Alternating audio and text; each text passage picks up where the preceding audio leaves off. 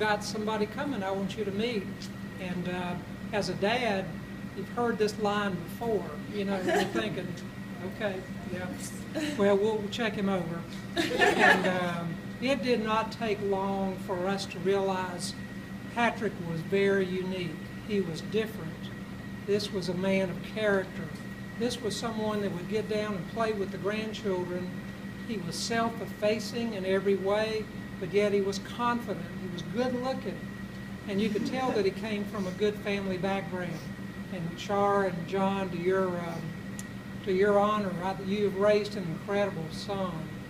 You know, as a dad, you go through a process that I think, unless you're a dad with daughters, you don't understand what that is, because you have precious women that you have raised from young age, and you've protected them, and you have gone through a lot of things, and you want the very best for them.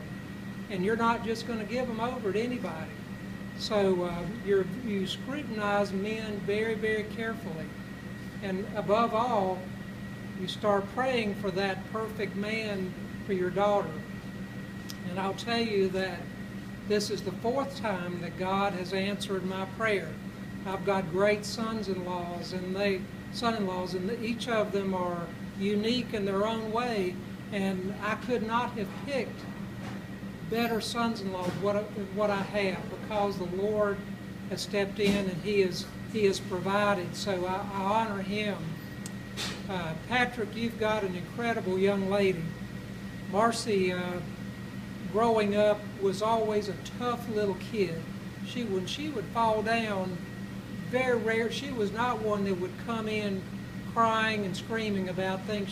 She brushed herself off, and she went on, and she just made the best of it every time. One time in high school soccer, Marcy had always been, well, most of the time had been goalie, and excellent goalie. And the other teams were always incredibly against Marcy because how good she was. And there was a major, okay.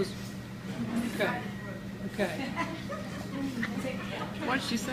I'm not the sports person in our family, but it was obvious that this other team was focused toward Marcy to actually hurt her, because they figured that was the only way they were going to get a goal.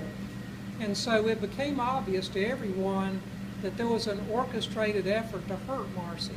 And this one particular girl went after her ankle, and it was blatant. I mean, both sides could see it. Marcy went down, of course, could not move. I really thought her ankle was broken. I had to drive her car out on the soccer field to get her, take her to the emergency room. And the whole time, everyone on Marcy's side was wanting to go over to the opposite side in retribution of what had happened. Marcy wouldn't let them. I wanted to go. I'm not that kind of a person, but I wanted to go over and do something with the parents. How could you raise such a person that did this to my daughter? But she'd have nothing about that. But Marcy also, there's a lot of stories I could tell. Marcy is a kind of daughter that all of my daughters are wonderful. Marcy is unique in that when her car breaks down, I'll get the call. Marcy will say, "Dad, my car broke down. I called AAA. They've taken it to a mechanic. I didn't take it to the dealership because I knew it would be too expensive, so I've taken it to another mechanic. I asked around. It's an alternator. Now, I don't think we need to put the new alternator in. They've checked around. They've got a good rebuilt one, and I think it's just as good. And all you need to do is give them your credit card number."